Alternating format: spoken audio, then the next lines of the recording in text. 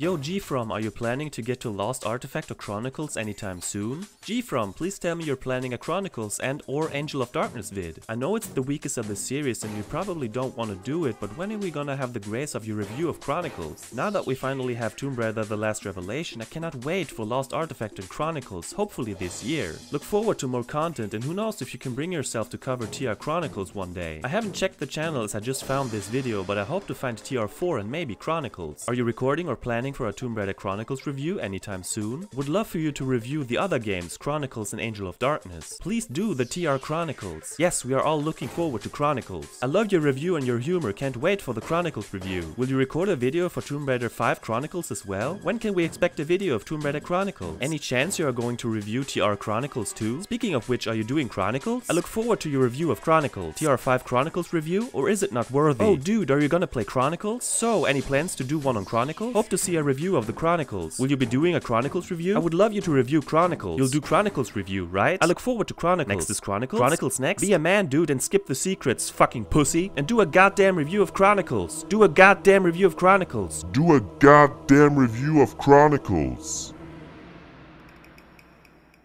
Alright, I hear ya. My friends, it's finally here. Behold my long-awaited review of Tomb Raider Chronicles. I hope you enjoy. Productions.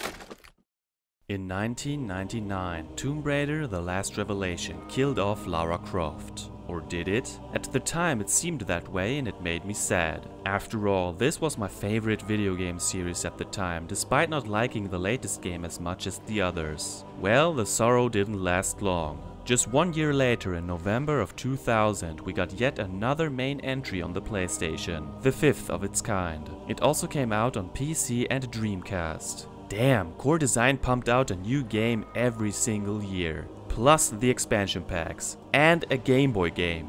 With the release of the PS2 the same year, this was sure to be the last game for the system that made Tomb Raider a household name. I got Chronicles in the summer of 2001. A friend of mine was about to move away, and one of the last things he did before leaving was to sell Tomb Raider Die Chronik to me for a few Deutsche Mark. Yeah, this is the German version. Back then I enjoyed it less than the trilogy, but thought it was a step up from the overly confusing Last Revelation. I couldn't beat it as a 10-year-old, but I won eventually after years of trying. My opinion on it is about the same today, so I'm excited to find out if my next playthrough will change my perspective. Join me as I conclude Lara's run on the good old PlayStation.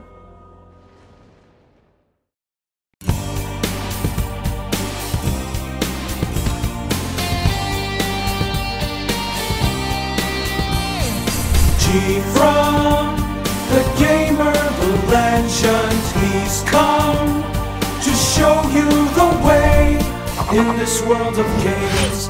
GFrom reviews.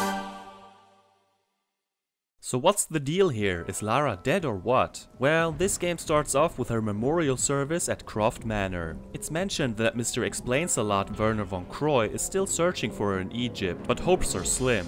3 of her closest allies meet up afterwards. Winston, her trusty old gassy butler, Charles Kane, Lara's former history teacher, and Father Bram Patrick Dunstan, a priest. Being sad about Lara's apparent death, they start telling stories of her adventures. This means that we don't get one large adventure as usual, but an anthology of 4 smaller stories. I gotta say, that's an interesting concept. The first story involves the Philosopher's Stone in Rome. Philosopher's Stone on PS1? Nah, maybe some other time. Flashback to 1989, 7 years before the events of the first game. Lara's at an opera in Rome when she's approached by Larson. Remember him? He wants to pawn the Mercury Stone for cash. As she's about to hand over the money, Pierre holds her at gunpoint and they take off. Or so they think. Lara does what she does best, naps the stone and pulls down the curtain while she's at it. The audience goes wild. This scene is straight off The Living Daylights. A chase sequence ensues. Oh, I hope I don't have to drive that thing myself. Never mind. Pretty cool intro sequence, and I love the return of the PS1 antagonists. It's nice to see them in FMV mode. The game starts in an urban setting. Remember how The Last Revelation opened with the worst tutorial level of all time? Of course you do, yeah? Streets of Rome also includes a training area, but get this, it's completely optional. They learned from their mistakes. Let's try and forgive them. Like in the first 3 games, Lara explains her old and new moves without interrupting gameplay. Versuchen wir mal einen weiteren Sprung. That's how it should be. Lara gets a trio of new moves and only one of them is explained here. Okay, so they didn't learn from their mistakes. Forgiveness revoked. Tightrope walking is introduced here, but we're skipping it. Down here are shelves. Lara searches them for items, but that's usually fruitless. I can't stand this because the animation takes a lifetime. Even though the tutorial is optional, it's smart to do it because that's where the first secret's hidden. So in a way you have to do it if you want all secrets. Whatever, I don't mind it. Like in TR2, almost every level has exactly 3 secrets. That makes it easier to track and check them off. Even better, you get rewards for finding them all. Take that, TR4, with your 70 stupid secrets. This time it's golden roses we're hunting. Unlike the dragons, however, they don't give us items as a reward for collecting all of them within a level. Now the real game starts and we're tormented by a TR2 Doberman. She sure loves killing dogs in Italy. To open a gate, we need to reach into the mouth of this stone face. Gross. Bats make a squeaky return as well, but this time they're invincible. Either run away or cower in the corner like a weakling. I usually run. Bats are creepy. Some doors need to be pushed open. Who needs switches? This game continues the trend of shoving forced camera angles at us for no reason. We pick up a golden key and shortly after, the camera shows us exactly where to use it. Thanks, I wouldn't have found that out on my own. Inside, Lara finds the first garden key and gets attacked by our good friend Larsen. He wears the same clothes as he would wear 7 years later. Well, Lara does too, so forget I said anything. Just shoot at him until he runs off. It's time to tightrope walk. Ah, tightropes. Reminds me of talking about Tomb Raider without pissing anyone off. This is a mechanic that I'm not too fond of, and you sure know why. It's slow and boring. 2 words that strike fear in my heart. All you do is walk forwards and press either left or right when she loses balance. It's not difficult or even intense, just time consuming. It doesn't take long to find the first weapon, the revolver. Aw yeah. Just a few seconds later there's a laser sight on the ground. What a coincidence. We can combine them to shoot at this lock, but we can also do it by ducking and shooting with pistols. Saves ammo. While picking up the second garden key, a swarm of rats come running at her. Same as with the bats, we can't kill them, so run. Using the 2 garden keys triggers a cutscene. First we get an overview of a garden with gargoyles, and then as she enters, another clip plays. As a kid, I geeked out when I saw Larsen and Pierre argue with each other. Worlds collided. We get to a temple and the camera focuses on the bell. It doesn't take a genius to figure out that we need to shoot at it with a revolver. This gains us access to the temple. See those 2 raven statues? Pull a switch and they shatter, revealing doves. Okay, sure. So every time someone pulls the switch, some poor bastard needs to recreate the ravens? Or re-chisel them, I guess? I'm not a stonemason. The dove pedestals need to be rotated. Can't do that with ravens, silly you. To make it past the battering ram, we need to shimmy around a corner, a move first introduced in the 4th entry. The second dove opens a door at the base of the temple where we find the Saturn Stone. Thus the level ends and Lara is once again ambushed by Larsen and Pierre. Ooh, poor Larsen. Shooting pistol bullets at him, yeah, fine. But taking a knee to the macadamias goes too far. They take the Saturn Stone away from her. Larsen places it in the receptacle and see for yourself. As if he hadn't suffered enough. Because this game essentially uses the same engine and menu as The Last Revelation, we don't get any statistics at the end of the level. You can look up some stats in the Timex TMX. Yeah, Timex. There was some marketing deal between Eidos and Timex, but I honestly couldn't care less. Streets of Rome is forgettable. I'd rather play Streets of Rage. The level design is bland and nothing exciting happens other than the novelty of firing bullets at Larsen. It's miles better than Anchor, but it's hard to forget how great the opening levels of the first 3 games are. This one is just kind of there. Although I applauded them for how they handled the tutorial situation. Zum Schwimmen springen ins Wasser. In Trajan's markets, we blast open a box with a crowbar and open a nearby door. After some tightrope walking, we get to some kind of gear mechanism. Ooh, a puzzle! Pull this rope 3 times, get to a second rope and boom, puzzle solved. Because Lara's smart and doesn't throw away her crowbar after one use, we can pry out this gold coin which is inserted at the giant statue. Let's go for a swim. Nah, we hardly stay in there long enough to get wet. What in the actual F is that? Some kind of Roman tourist attraction?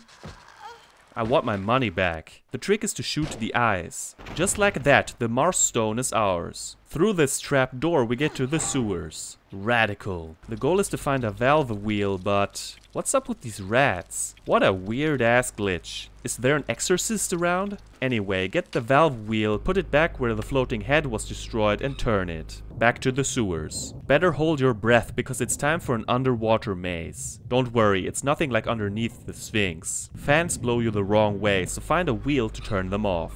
Just when we think we can finally catch our breath, this huge statue wakes up. Good thing we just found the shotgun. Even though he shoots energy bolts with his sword, he's not a big deal. Through this underwater path, we get to the garden with the gargoyles from the first level. Of course, low-life cowboy Larson spoils the fun. That means punishment. After getting filled with lead, he's surprised by the gargoyles. Lara did warn him, but honestly, I wouldn't have believed what she said either. Time for a boss fight. Keep distance, side flip and shoot, shoot, shoot. Oh, and don't catch fire. There's a pool nearby, but gangrene can't be cured. With the gargoyles out of the way, we slot in the Venus and Mars stones to open the door. Whoa, what's going on? Ooh, the golden sun. Of course. Like Streets of Rome, Trajan's Markets is rather bland and doesn't offer much excitement. The floating head looks cool, but that's about it. Same for the gargoyles. Boring and repetitive fight. I did like the underwater sections, I'll give it that. The Colosseum, not to be confused with Colosseum, starts underground. Smells like death. As we step through this narrow path, the floor starts to crumble. No, I don't want to burn to a crisp like my doppelganger. Phew. Time to introduce a new move. She can now somersault out of tight spaces. Honestly, this is brilliant and I wish we'd have gotten it way earlier. So cool they added it in the remastered trilogy. Saves so much time and also looks cool. Behind this door a hungry lion lies in wait. Man, this magnificent animal looks so much better than in TR1. How far we've come graphically. There are more of them. Who's feeding them? Pick up a gemstone piece and move on. Jesus Christ, where did this guy come from? A fucking gladiator? Now we know who's feeding the lions. In an alcove we find the third and final weapon of this chapter. Uzis. Now we're talking. Next up is a gigantic cave where the second gemstone piece is found. Getting it requires some skill. By pulling a rope thrice, a pedestal is raised, but only for a limited time. The first time I was too slow, but then I got it. Combining the gemstone pieces creates the gemstone. What a twist. It looks like the cookies my late grandma used to make. Makes my stomach roll. Let's continue. What is it with this game and trapdoors? Lara's in some deep shit as she dangles from a ledge above a pit. Did I just rhyme? Lucky for her, Pierre shows up and saves the day. Lara promises to not lay a finger on him and even give him the gemstone if he pulls her up. But then... Boo? And then she doesn't even help him because she won't lay a finger on him like promised. Then the poor guy falls to his apparent death. Well done, Lara. You made the impossible happen. I'm feeling sorry for the French guy. I don't know if I'm alone with this opinion, but I think she's so unlikable here. There's a difference between being a confident badass and just being an arrogant asshole. Well, Lara got what she deserved because I messed up a jump and died. Problem is that I had to re-watch the cutscene again and it's unskippable. Why? All to get a secret. Check this out, we get a sneak peek into the Colosseum. Sweet. By inserting the gemstone, the freaking floor starts to collapse again. Ah, what do I do? Not that. Fighting lions and gladiators in this setting is kinda neat. This guy had the first Colosseum key on him, which we use right here. This, however, brings yet another statue to life. This guy has a mighty hammer and he's not afraid to swing it. Pump every bullet you have into him. Now we gain access to the second Colosseum key, which brings us to the secret Philosopher's Stone in the depths of Gringotts, the Wizard Bank. Okay, but seriously, that ends this chapter. This stage was more interesting than the first two, no question. The caves are atmospheric and I like the enemy lineup. It's not a great level by any means, but it gets the job done just fine. This entire chapter is a tad underwhelming though. It's not atrocious, just pretty vanilla and really short. Flash forward to 3 guys sitting in a dark room. It's time for Charles Kane to tell a Lara story. This one takes place at a Russian naval base in 1995, 1 year before the events of the first game. A nuclear submarine was after the Spear of Destiny, but it never came back. What did Lara do this time? Kane was smart to just fuck off with his snowmobile. I should mention that you don't keep the inventory from the previous chapter, which is why you shouldn't be stingy with ammo in this game. It makes sense, this chapter takes place 6 years later. Of course she doesn't have the exact same stash of weapons, bullets and medipacks. Unlike the unfinished business level Atlantean Stronghold where she kept her inventory from the future. Another thing they fixed in the remasters. The base starts in a storage room and some bully trying to squash Lara with a crane. How rude. Luckily it's too slow to hit you. In theory. While it's following us, we need to find a silver key in a locker which allows us to brutally kill some dudes in a control room. One of them has a swipe card and there are also some Uzis in the locker. Gearing up early. The swipe card gets you lots of places. Back to killing dogs. This time it's a German Shepherd. She got bored of eliminating Doberman. After jumping across several crates, we get to the bully. Leg shot. She rips out parts of the wall with a crane, like one does. This path leads outside. Hey, there's the submarine. It's completely pointless to jump into the water, but I wanted to see if she freezes to death. She doesn't. Good. By the way, it seems Lara got more used to the cold over the years. Here she wears long pants and a wool hat. 2 years later in Tibet she's running around with shorts. Probably takes an ice bath every day. The goal is to get on board the submarine, but how? First and foremost, kill soldiers. One drops another silver key. Using it triggers a cutscene. The 2 men talking are Mikhailov, a scumbag mafioso, and the Russian Admiral Yarofev. They don't get along too well. The mafia guy basically bribed the Admiral for the use of the submarine, and just acts like a dick in general. This door confused me. I don't think you can open it. Why is it here? Be sure to check out the locker room because you'll find both a fuse and the Desert Eagle. What a triumphant return. The final secret has us open this hard to see grate on the floor and swim through a lengthy tunnel. On the way we get pelted by snipers. They can drain your energy fast, so combine the Desert Eagle with the laser sight and deal with them quickly or find a position where they can't see you. Insert the fuse in this machine which turns on some fans. Damn dog, not a good boy. By pressing a button, the crane outside rotates, which allows us to jump onto the box and then the submarine. She beats the crap out of Duke Nukem or Guile from Street Fighter and infiltrates the sub. The base is a solid level all the way through. The setting is more interesting to me than Rome and it's neither too easy nor too cryptic. This quest keeps getting better. Onward we go. Economy class. A few moments later. Lara is discovered by Yarofev and 2 other guys in the cargo hold. They take her prisoner and the level, the submarine, begins. How do we escape? At first it seemed hopeless, but then I noticed a broken handrail. Sure enough, that's our new crowbar, the MVP of items. In the ventilation ducts, live wires look like a threat, but they're just here for show. Through a trap door we get to a storeroom where we find a battery in a drawer. While still in the duct, she overhears a conversation between Mikhailov and Yarofev. The former is not amused about the captured spy and wants her disposed of. 1 eternity later. We leave the ducts and find the kitchen. Oh, I forgot to mention, they took all of our weapons. We're bare-handed. So how do we deal with this cook? It might not be too obvious at first, but that MVP can do more than open doors. Swing! Damn! That guy is fucking dead. I love you, crowbar. His bronze key gets us through the next door. Here we find a silver key and our dual pistols. Both the key and the guns are used within seconds. Obviously we're killing everyone on board. What else are we supposed to do? This isn't From Russia with Love Lara. No, this is Tomorrow Never Dies Lara. It's definitely not GoldenEye Lara because she doesn't hide in the toilet. Later we find another battery, an aqualung and the shotgun. One of the secrets is hidden in a crate we need to pry open with a crowbar. What, you didn't notice the oh so obvious cracks in the wood? Is it safe to fire guns in a torpedo room? Asking for a lunatic. As we enter the diving suit area, we kill more mafiosos and sailors and pick up the suit console. Combine it with the aqualung and attach it to the yellow suit. Then combine the two batteries and insert it into the console. Lara puts on the suit and the level ends. Oh lord. I gotta say, this stage is a gem. The setting is claustrophobic, and even though the ventilation duct goes on for a little too long for my taste, I enjoyed exploring the submarine. It's not that big, so you shouldn't get lost too frequently. Best one so far.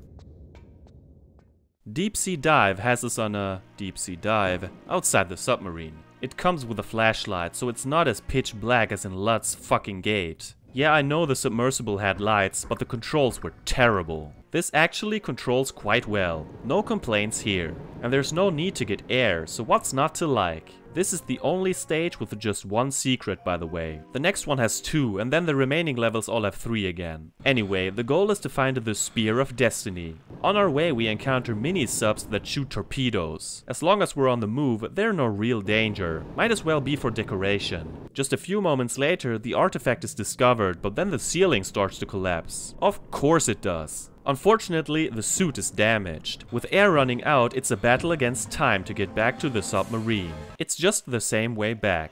Made it. This is by far the shortest stage, but also one of the most memorable. Sure, I wish there was more to it, but I'm glad they switched up the formula a bit. Back in the submarine, she's warmly greeted by the Mafia. Mikhailov takes the spear, but of course that action bites him in the ass. Or rather, the entire crew. Things could get ugly. The final stretch of this level is appropriately called Sinking Submarine. Even though it's the same setting as The Submarine, they couldn't be more different. Certain paths are blocked and we get to explore new areas. The water never rises, but it's still tense. We're sinking forever.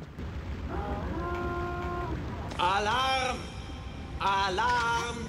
Some guys survived, but we're taking care of that. Oh boy, this just keeps getting worse. At least we get our Uzis back. Word of advice, don't step into the water. Thank me later. A guy drops another swipe card. I was wondering if we would enter this door at some point. This leads to control rooms where she finds a wounded Admiral Yarofev on the floor. Lara offers to help him and he tells her that the escape pods have no internal air supply. Let's search for oxygen tanks then. Is he dead? He gave her a silver key, so I don't think so. Shoot at this vent cover and enter. Here's a switch that turns the electricity off. It's dark as shit, but at least we don't get electrocuted anytime soon. The next control room offers both the Desert Eagle as well as a nitrogen canister. With the electricity off, this path is safe. Open the door with a key and enter the stateroom.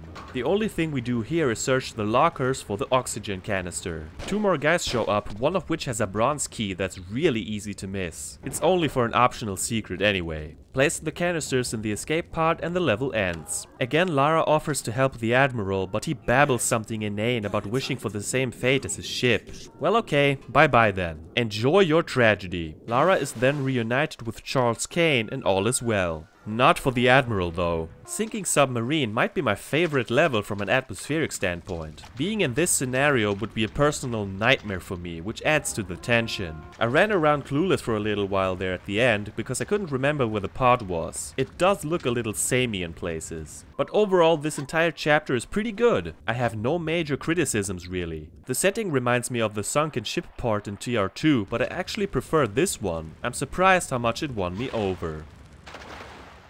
It's story time again. This time Father Patrick whips out a tale from way back when Lara was a teen in 1982. That's 2 years before the events in Cambodia, making this the earliest adventure on the PlayStation. Lara's staying in Ireland with Winston at this point in time. She calls Father Patrick to an island due to its weird lights and manifestations. No, don't! She's too young! Phew, what were they thinking? Come to think of it, it's the first time we see young Lara in FMV mode. Something's off about her. Those eyes, man. Maybe she's the ghost. Patrick takes a boat to the island and Lara sneaks on board. Be prepared for a spooky setting and a huge tone shift.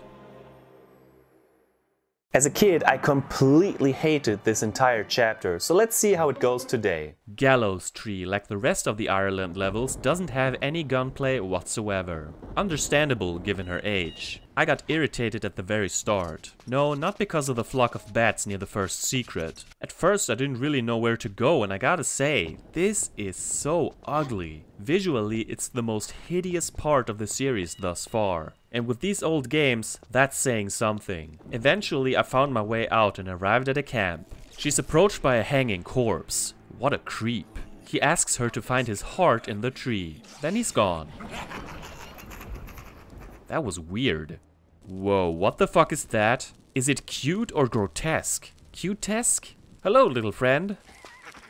Ah, don't get too close. That thing follows us around in this little area, and with no weapons at hand, there's no way to kill it. Couldn't they have given us a stick or a rock or something? Thankfully, the abomination can't climb. I had to look it up, and apparently it's called a changeling. I guess my research ends right there. Pick up the pitchfork and leave. Jump into the well from up here and swim through the passage. Here we're greeted by a pack of rats who even follow us into the water. As if the level wasn't disgusting enough. Crawl into the shack and get the rubber tube from the drawer. It needs to be combined with the pitchfork to make a catapult. That's a small catapult, man. The goddamn rats won't leave me alone. One of them got really attached to me. The mini-pult is used to shoot this block, causing the bell to fall onto the ground. Wreaking chaos at a young age, I see. The reward is a clapper. I got stuck at this part with the many crypts, running back and forth a few times until I found a wooden torch in the very first one. Whatever. Light the torch and throw it into the tunnel. Just don't forget to pick it up.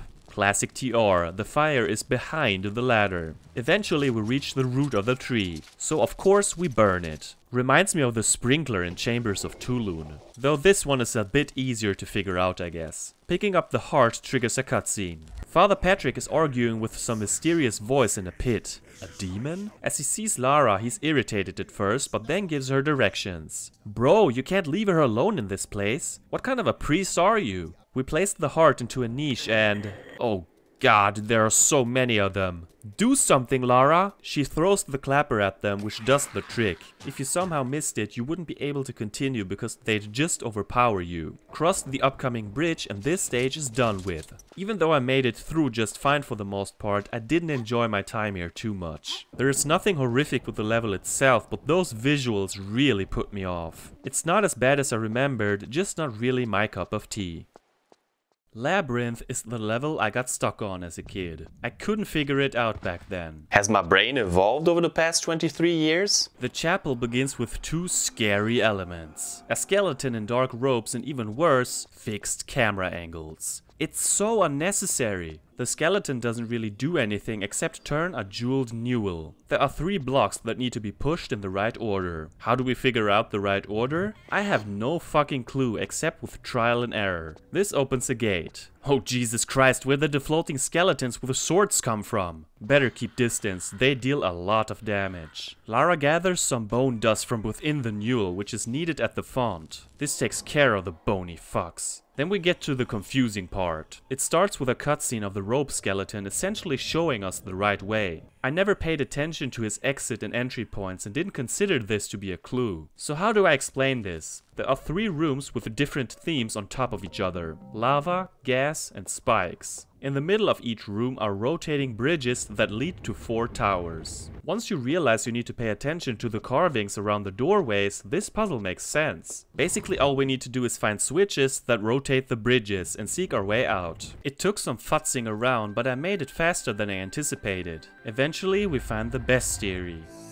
Oh god, are these air wraiths from the last revelation? Thankfully, no. They're just happy little lights that dance around and show us the path forward. How helpful! This stage is full of weirdos that act as guides. Next up is another labyrinth, hence the name of the stage. Make sure to follow the lights, but watch out for monsters, holes in the floor, and even more weird camera angles. As if it wasn't stressful enough. A cutscene starts at the coffin. What happened to your hair, father? He's so casual about Lara's safety, it's head-scratching. Yeah, so Labyrinth wasn't bad at all, now that I finally understood the concept of it. At the age of 10, it was too much for me though. I can't say that I love it or anything, but I enjoyed it more than Gallows Tree.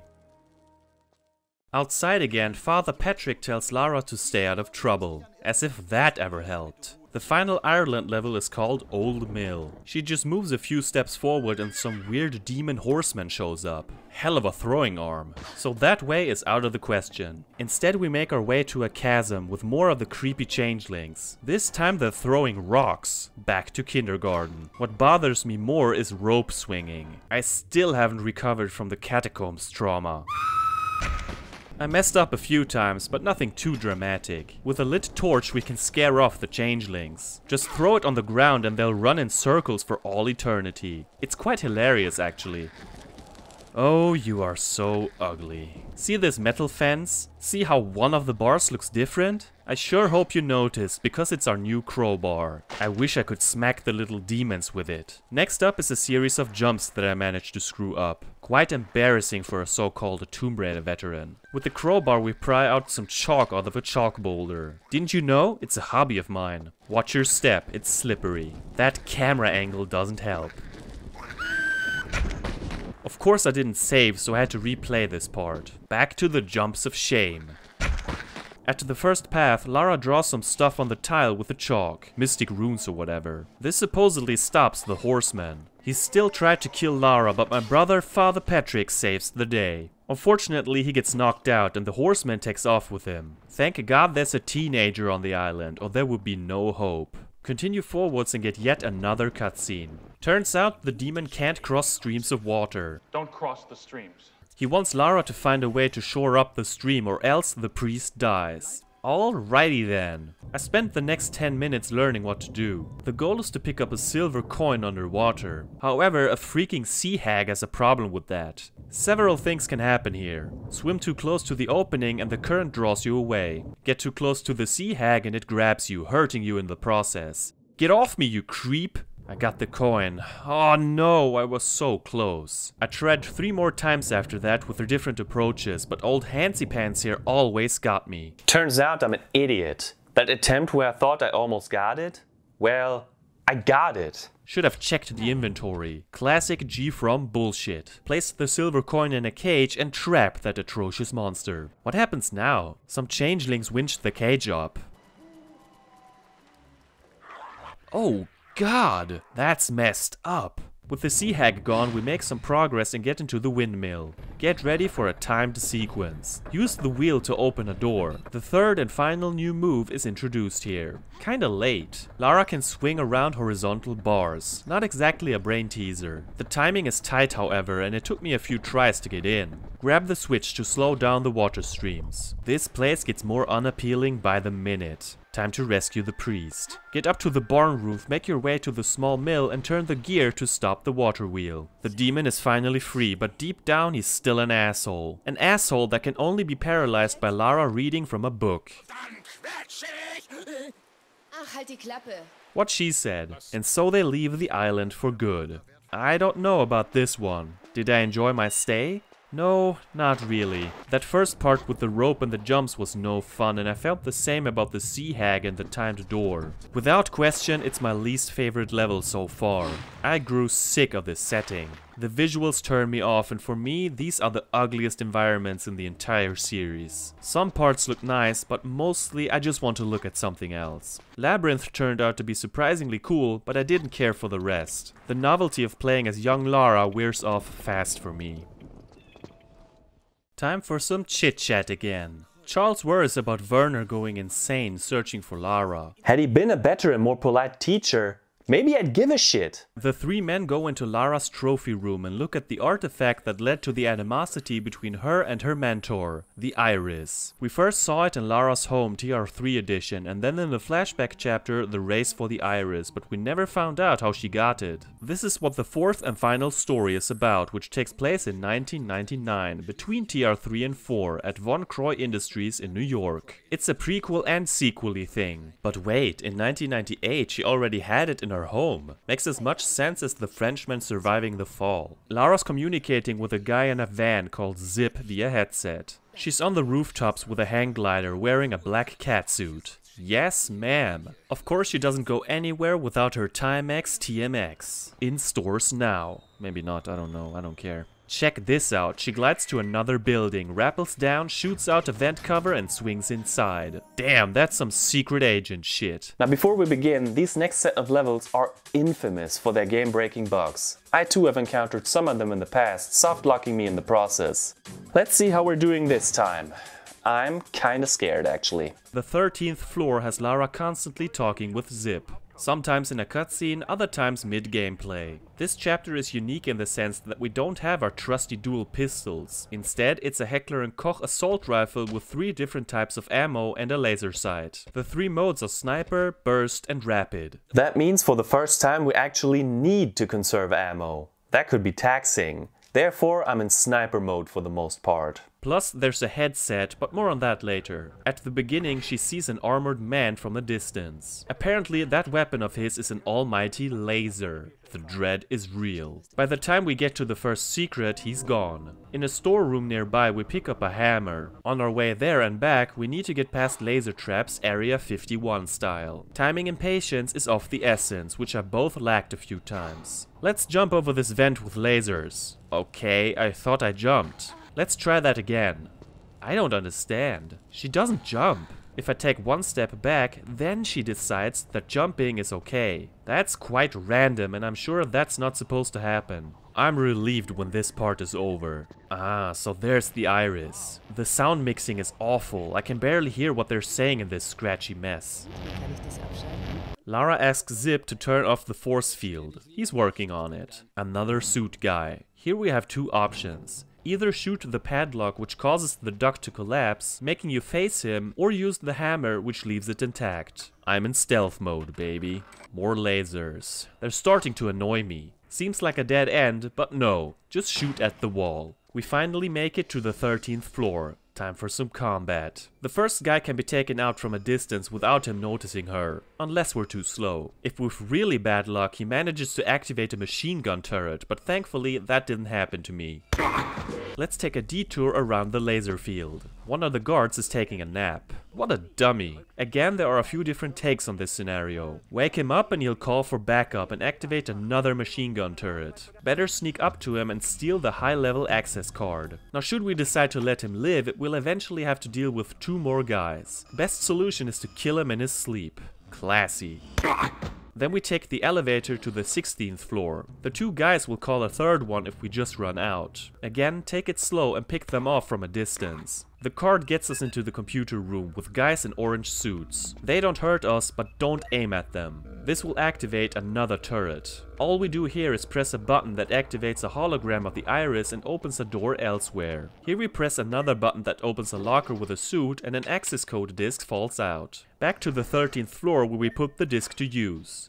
Whoa, what's going on?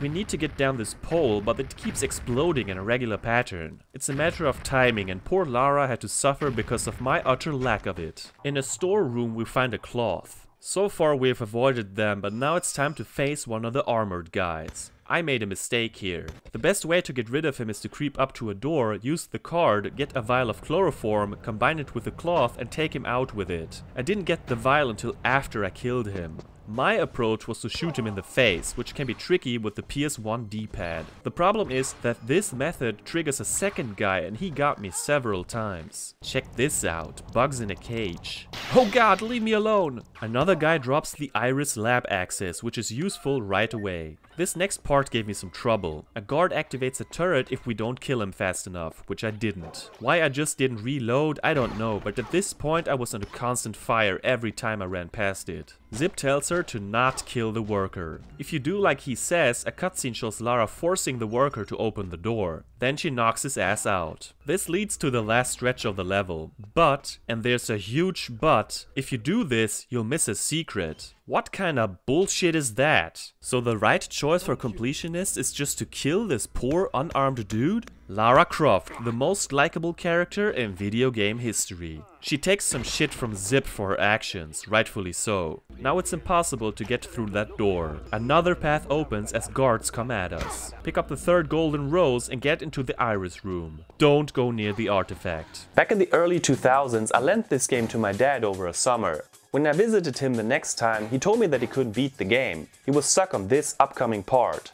I never made it that far myself at the time, but I gave it a few tries. I couldn't do it either. Basically, we turn off the force field with a switch. This only lasts for about 20 seconds. Run down the stairs and pick up the iris. Sounds simple enough, right? Well, no, not at all. Timing is airtight, and worst of all, we have to deal with bullshit fixed camera angles again. My dad and I both couldn't stand to play Resident Evil at the time, so now you know where we're coming from. Even today I struggle with this stuff. On my 4th try I made it, but got irritated every time I ended up stuck on a corner. After getting the iris, we leave the level. Man, compared to the other stages we played so far, this one is pretty damn long. It's drawn out and filled with trial and error. I'm a huge fan of the setting and enjoy the spy aspects of it. But oh boy is it an irritating endeavor, especially that fiasco with the 3rd secret. Not bad at all, but flawed. At the beginning of Escape with the Iris, Zip gives Lara some words of advice. He urges her to store all of her metal items, including her weapon, in a tray. I'll show you what happens if you don't. Alarm! Alarm! There's no other way. Yet again, we're defenseless. Almost. At least we get past the scanner now. Whatever you do, don't go right. Invisible lasers. A warning would have been nice. More advice follows. Avoid stairs and elevators, head for the roof. Gotcha. How do we get rid of this guy? The chloroform from the previous level has magically disappeared from our inventory. No worries, there's both a cloth and some chloroform nearby. Sadly, we can't pick up the golden skull, but nice Easter egg. Combine them and take out the guard. She goes berserk and uses the whole bottle on him. Good thing there's some more bottles lying around. What kind of office is this? Anyway, we get the restroom access card and make our way there after enjoying the view of the World Trade Center, which exists multiple times. Huh. The number for the restrooms is on the card. Someone forgot their medipack on the crapper. What's hard to see because of the camera angle is that we need to open a trap door in the ceiling. Is James Bond gonna drop down this time? We make our way to the elevator shaft and die. Man, I wish the camera was behind her. That's more like it. Curses, foiled again. Now we make our way up and swing on bars for the 2nd time. On top of the elevator we open a hatch to get in. Don't rush out of the elevator like an idiot. If we sneak by, the guard won't notice. For some reason he is chloroform resistant. Just go to the other elevator. But, uh-oh, this is dicey. Push the button immediately to close the doors. Or waste 4 minutes trying to get to the 2 medipacks behind the guards. I decided it's not worth it. By closing the doors, the cables of the elevator snap. Press the button again or else she dies. This activates the emergency brake. Damn, that must have hurt. So now we're at the very bottom of the shaft. Quite the opposite from our goal. That means more bar swinging, climbing and crawling through vents to get back up. All that playground shit. Nobody said it would be easy though. I could watch her do this all day. So it's the bar we need to grab. Oh, come on, man. Have mercy. More tightrope walking. Ugh. Who put that bottle there? As we make our way back to the ground floor, we actually need a guard to shoot at us. Standing in front of the aquarium makes him shatter the glass, allowing us to pick up a secret. Then it's run, run, run for cover. I don't feel too safe with a freaking sniper firing at me. We're controlling Lara from his perspective, which is a total bitch to maneuver. There are several safe spots though. We need to make the sniper shoot at the fire extinguisher, which then blows a hole in the wall, revealing yet another secret. A button deactivates some lasers. Oh, and the floor is electrified. Lovely. For a 3rd time, someone else needs to do the dirty work for us. Make this guard shoot the 2nd aquarium. The water makes it safe for us to push this button and continue. The door closes behind her, but someone's cutting through it. Time is ticking. Zip tells her that the room is full of motion sensors that activate turrets. Tiptoe and push 2 buttons to escape. Don't get too comfortable because an armored guy is hunting us. There's a room with a bunch of suitcases, one of which contains a teleporter disc. Use it on a computer, place the iris in the middle and boom, we're teleported to another room. Wait, what? I'm supposed to believe that teleportation works? Living gladiator statues, demons in robes, freaking changelings, all fine. But teleportation? That's unrealistic. This next part is tricky. Watch closely as the guide enters the combination and follow him. We need to be quick without making him hear us. Easier said than done, especially if you pick up the chloroform, which I didn't really need because I had plenty left. This is my chance. Ah, come on. Finally. This button deactivates the scanners in the beginning of the stage. We're back where we left our weapon and pick it up. Shoot at the fire extinguisher, which blows another hole in the wall and ends this stage. Even though it continues the trend of being annoying, I didn't think it was as frustrating as the last one. I consider the lack of combat as a positive because I'm not a rifle fan. I died many times, but I feel like most of these failed attempts were my own fault. Overall quite decent, not more, not less. A guard informs Werner and some random old guy about the intruder. Werner is able to identify her, much to his rage. By the way, he looks 100 years older than in the FMVs. Back outside, a helicopter shoots rockets at the building. A little overkill? Red alert! Exclamation point is the final level of the game. Right at the beginning, we shoot an armored suit dude in the face. As he falls down, a section of the staircase crumbles. We need to make our way up, but every card is played against us. Shit's falling apart and there's no way to see it coming. You just die and have to try again, hoping that you saved not too long ago. Even with that knowledge, I plummeted to my death a few more times. Eventually I got lucky. Just Lara stuff. Have I mentioned how much I loathe fixed camera angles? Where's the opening? Ah, at least I can defend myself against the soldiers, but I'm still trying to conserve as much ammo as possible, which is why I'm still in sniper mode. Here we pick up grappling gun ammo. Zip advises her to use the headset. Okay, will do. Oh, I see. How do we get past the invisible lasers? Just shoot at the valve. Now all you need is good timing, which again I've got in short supply. Finally. Get rid of 2 more soldiers, ride the elevator and get to the shooting range. Oh god, I remember this. Shoot the 5 targets before they cross the line in the middle. If we succeed, a second shooting range opens. Failed, reload and try again. Made it on my second run. Before entering the second range, save. Once you enter, you can't leave, and if you fail, poison gas will kill you. Thankfully, this part is completely optional as it only rewards us with a secret. But I want all secrets. One problem. It's so hard. We have to move at blinding speed but make no mistakes. Never in my life have I made it. Aiming with the PS1 D-pad is sluggish, especially when under stress. As you can imagine, I failed and failed and failed some more. I was just about to give up as it felt impossible. But after 14 minutes and on my 18th attempt, I succeeded for the very first time. They still have the nerves to leave the poison gas on. Boy, I earned this secret so hard.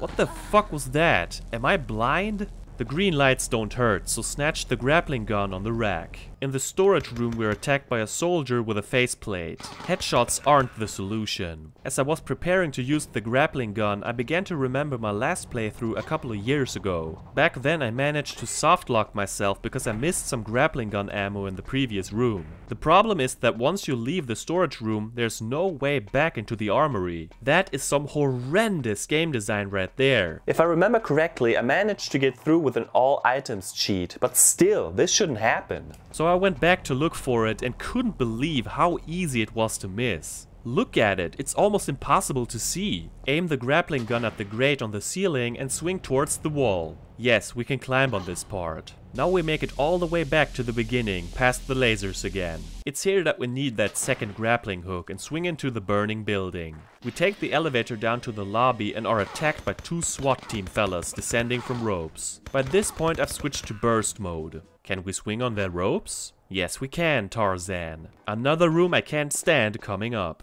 There's an unbeatable cyborg. We need to do 2 things. Step 1. Shoot at the valve to flood the room. Step 2. Keep shooting at the cyborg until he shorts out. This is where I ran out of bullets and thought I was screwed. In a rare instance of mercy, the ammo pickup on this crate keeps reappearing when we run out of it. Thank you, sweet, tender game. The water obviously kills us, so we need to turn off the electricity. With another grappling hook that's found in this room, we make our way to the switch. Or so I thought. What's happening? Why doesn't she grab the rope? Okay, take 2 steps back and it works. How picky. Pull the switch and make it back. Damn, that was a close one. Now we can pick up the key bit from the cyborg. But uh-oh, the grating over the duct is shut. Get back up again, swing to the switch and turn on the electricity. Then make it down. It's so tedious. Let's get the hell out of here. Let's get the hell out of here. Let's go. This next part is fucked. While crossing this hall, the freaking helicopter fires machine guns at us and the exploding yellow tanks. Either dash through or shoot the tanks yourself, which I don't recommend. Damn fixed camera angle, I hate you! Duck behind the bar and press the button. What was that? For 1 frame it showed something. Let's see the replay. It's just a door. Odd. Make it back without dying.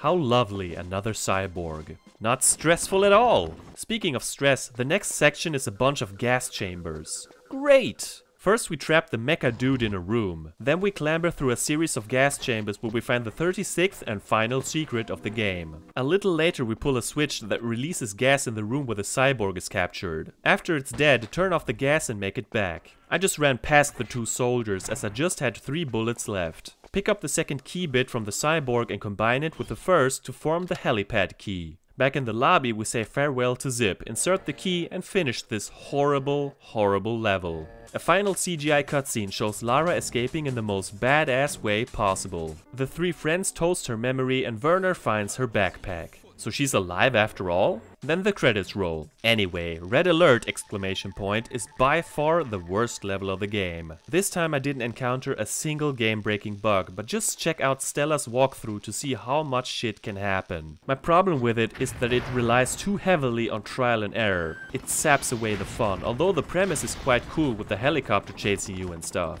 This entire chapter feels subpar, even though I love the setting. Armor shortages can become a problem later on. On your first playthrough, you don't know how much ammo you need to stockpile, and even now I had nothing left at the end. The shooting range is too difficult for me, and soft-locking yourself is unforgivable. I'd still rather play this than the Ireland chapter, but not by much. As I said in the beginning, you're rewarded for finding every secret. Unlike TR3 and Golden Mask, it's not a new level, however. Instead, it's storyboards, concept art, and most importantly, a preview of the next generation. At the time, this was a hell of a teaser, and I couldn't wait to finally play a new Tomb Raider game on the brand new PlayStation 2. Ah, when we still had hope.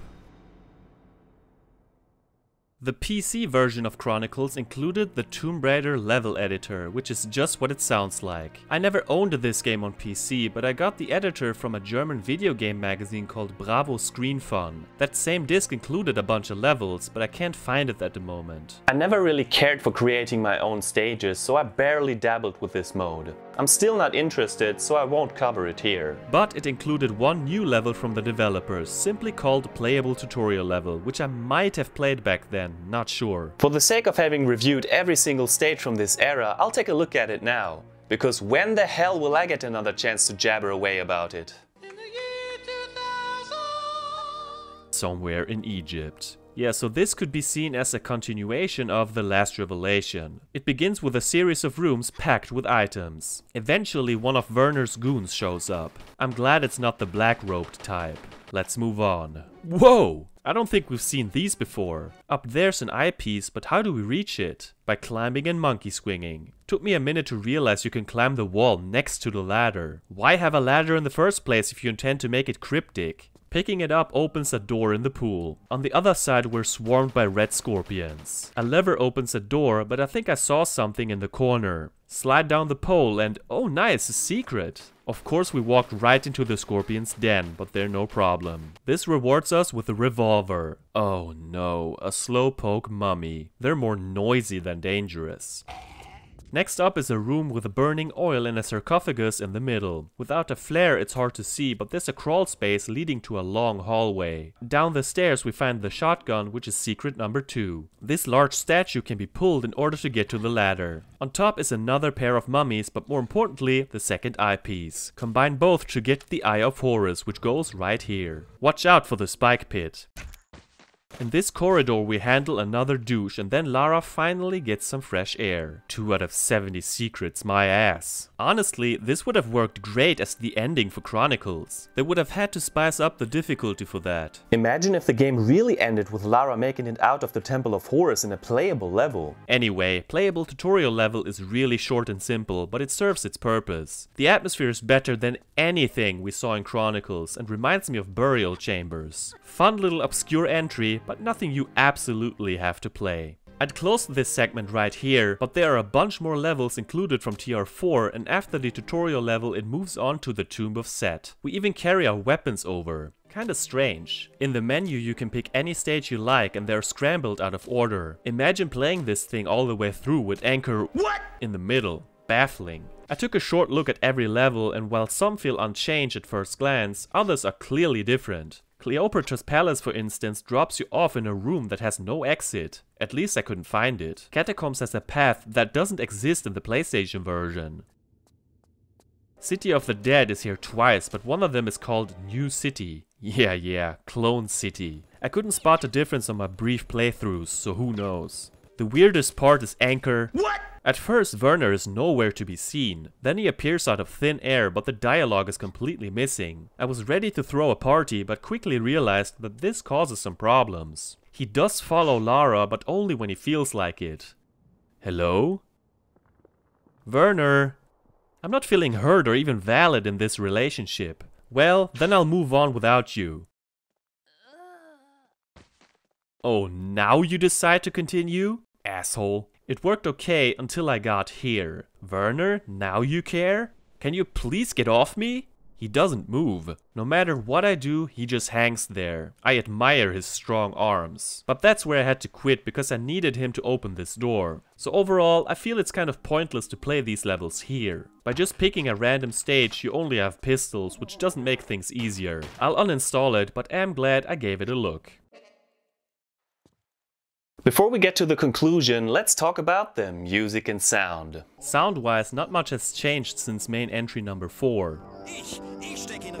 Lara is still voiced by Jonelle Elliott. As I've stated before, I think she's a great fit for the character. In this game, however, I can't stand how Lara talks, neither in English nor German. Almost every single word she utters comes across as either arrogant or sassy, with the exception of the Ireland levels. She just isn't likable to me, which makes it hard to enjoy the dialogue. I don't blame the voice actress, but more the poorly written script. More on the script later. The German dub is fine in most places, but I found the demon horseman cringe at best.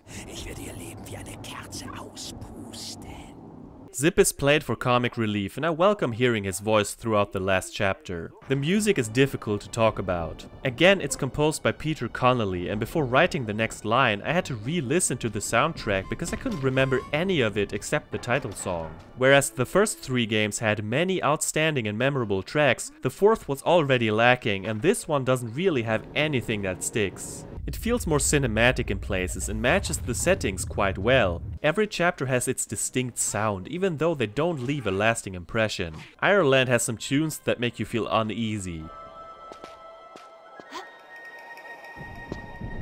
New York sounds more futuristic and electronic, which is fitting. I didn't actively hate any other music, but you won't find me jamming to the Chronicles soundtrack anytime soon. Still, I want to keep up the tradition and present to you my top 5 songs from Tomb Raider Chronicles. Number 5. The punishment for shooting this armored suit guy is another one showing up. This is accompanied by military drums, a menacing piece fitting to the occasion.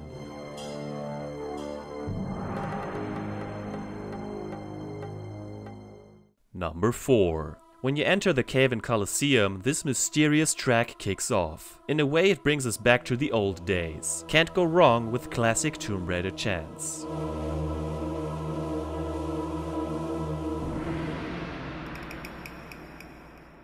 Number 3. Another addition to the long line of mysterious tracks. It signals that we just picked up something important. What's its purpose? Just enjoy the music and that sense of anticipation before we find out.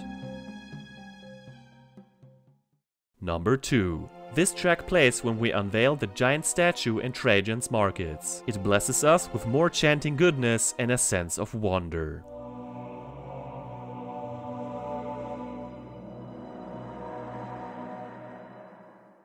Number 1. Although I think it's far from the best theme song, it's a haunting fit to the memorial setting with its church bells and heartbeats. It captures the mood better than any other track on the disc.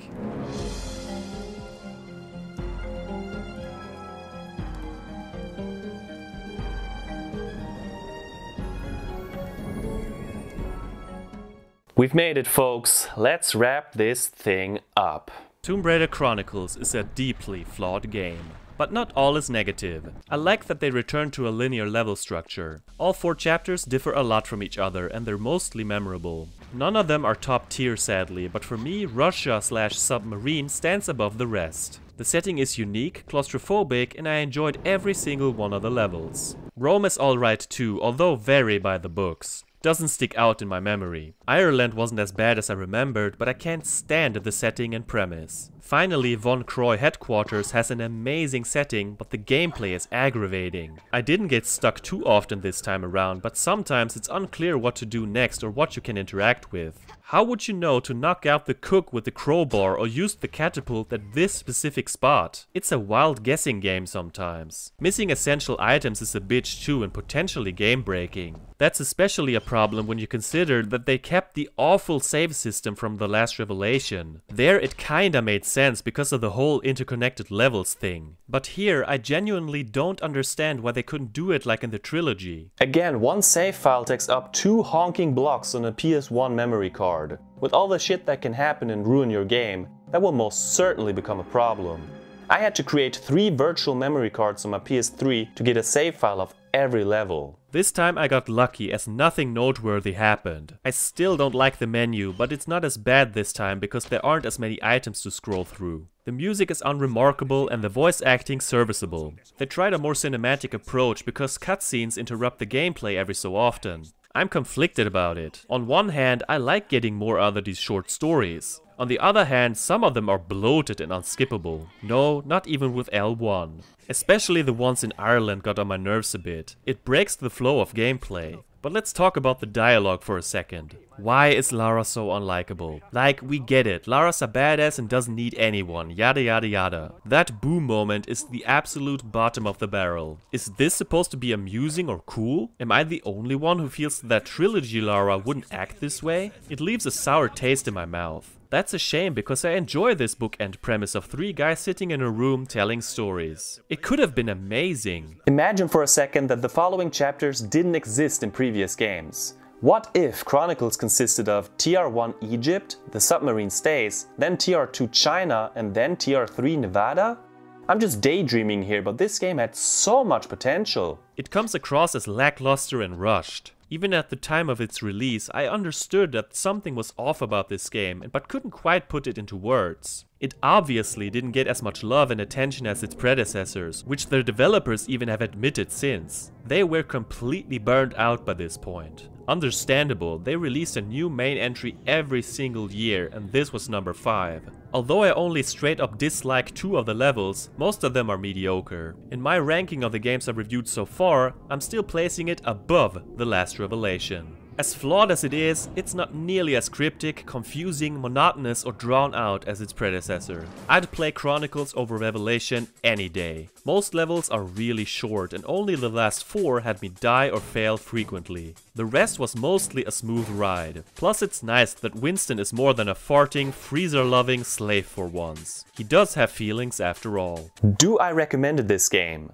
Only for die-hard TR fans. Casual players can skip this one without missing much. It doesn't have the same magic as the first 3 games I fell in love with at a very young age. Nonetheless, I see myself revisiting this one sometime in the distant future, if only for the first half. Now before you all start asking the obvious question, let me say one thing. I'm not strong enough. Let me work on that and one day I might say, I feel stronger now. As for now, I'm glad I finally managed to tackle all of the PS1 Tomb Raider games that I grew up with. There sure were some ups and downs over the years, but I'll always look back at this time of my life with fondness and love. Playing Tomb Raider or watching my dad play was an event, an exciting adventure that captured my imagination. For that, I'm beyond thankful. Always. Hey everyone, this is GFrom. Thank you so much for watching episode 3 of season 4. Feel free to rate, comment, subscribe and follow me on social media. I'll see you later. Have a nice day.